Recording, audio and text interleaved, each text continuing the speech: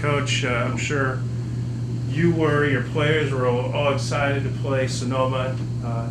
Didn't happen last week, and that's going to have to wait. But how do you guys stay focused knowing that it's going to be a little while since you played at Monterey Bay and then playing again against San Marcos? Well, we actually turned it into a positive not being able to play this weekend as we took some extra time to work on some things, the little things that we've been missing, and we got a chance to hit. We got some girls that are struggling, so they got a chance to hit that many more balls. And we did a scrimmage at the our inner squad on Saturday that put us in some situations that will hopefully help us with obviously the rest of the year. But we planned for San Marcos, so like I said, we turned it into a positive. We still got some work done, and we're ready to go. Not facing Sonoma. There hasn't been a makeup date. Not yet. That's going to be a huge series for both you guys. Is it basically the conference, or is it both teams kind of deciding when that series is going to happen? It just depends on our schedule, right? I mean, our schedules are full, so it's probably going to be a Monday, Tuesday game. They're going to have to come up here in the week, but we're just still working on what date works best for each team. So definitely be very interesting. Yes. The good thing is they have to come to us. Yeah, well, no one, never mind.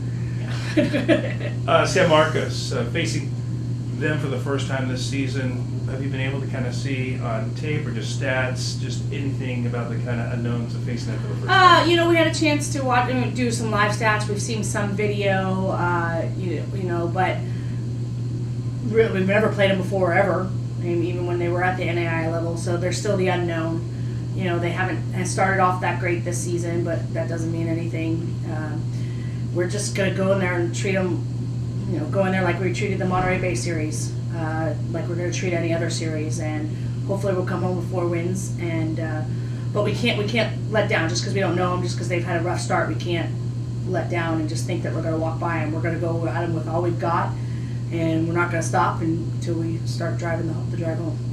Personally, for yourself, you're closing in, I believe, on 100 victories. It would have been nice to do it at home this week, and most likely now going to come on the road.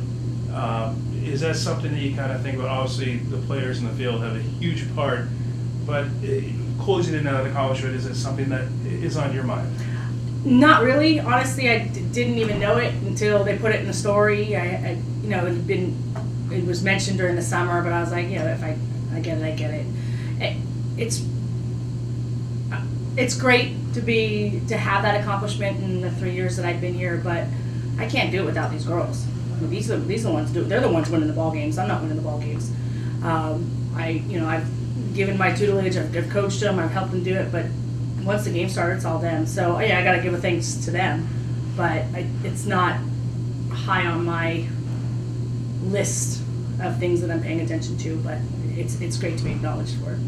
As Perkins, with these rainouts last week and kind of the hopes to play at home, and it didn't happen. And for the seniors, juniors, they get it. Weather is just it just happens here. But for the younger players on the team, what do you do for them to kind of keep focused? Because I'm sure a lot of them they want to play at home. It's going to happen, but just we've had like you said, with the upperclassmen and the newcomers, it's a mix, but it's they know what they're getting into when they come to Humboldt. We don't hide it.